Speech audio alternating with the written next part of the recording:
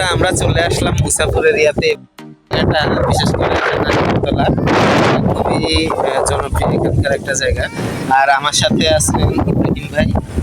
আমরা ঘুরতে এসেছি, আসলে প্রচুর বাতাস বইতেছে, খুবই ভালো লাগতেছে। আমাদের সাথে আরো কয়েকজন আছে, আসতেছে এখন ঘুরবে বুঝে।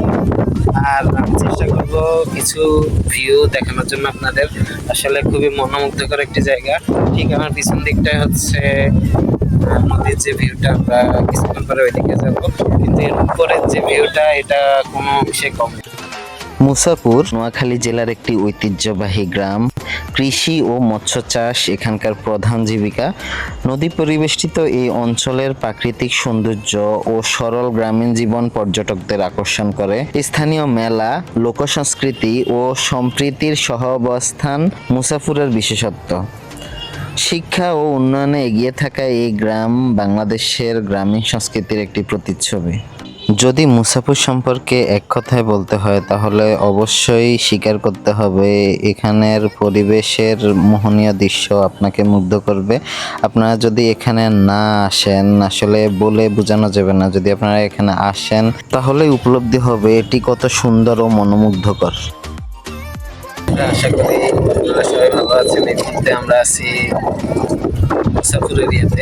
আর এটা হচ্ছে আমাদের লোকেশন থেকে, আমরা যেখান থেকে ডেস্টিনেশন থেকে রওনা দিছি 80 কিলোর বেশি, অর্থাৎ 82 কিলো। আর আমাদের সাথে আছে ইব্রাহিম ভাই। একটা হায়দার।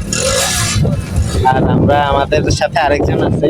আমরা ওই দিকে যাবো, কিছুক্ষণ মধ্যে ওই দিকে যাচ্ছি। এই লোকেশনটা আসলে অনেক সুন্দর। আর এই মুহূর্তে আমি যেখানে আছি, আগে মেনলি রোড দিয়ে মূলত যাওয়া হইতো, কিন্তু এখন জোয়ার ভাটার কারণে স্পেসিফিকভাবে এই জায়গাটা ভেঙে গেছে, রাস্তা দেখা যাচ্ছে।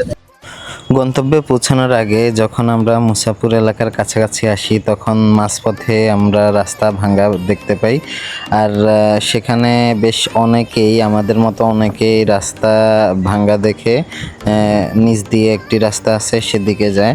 এখানে বিশেষভাবে কয়েকটি কথা বলতে চাই যে আসলে আপনি যখন এই কষ্ট করে গন্তব্যে পৌঁছাবেন, শেষে মনে হবে যে এটা পরিপূর্ণভাবে সার্থক। রাস্তা ভাঙার কারণে কিছু পথে আপনাকে হেঁটে যেতে হবে, কিংবা হচ্ছে গাড়ি থেকে নেমে হেঁটে রাস্তায় উঠতে হবে। আমাদের সাথে অনেকেই ঘুরতে এসেছিল, তারাও ঠিক একইভাবে হেঁটে এখানে চলে গেছে। দেখুন রাস্তা কি পরিমাণে ভেঙেছে।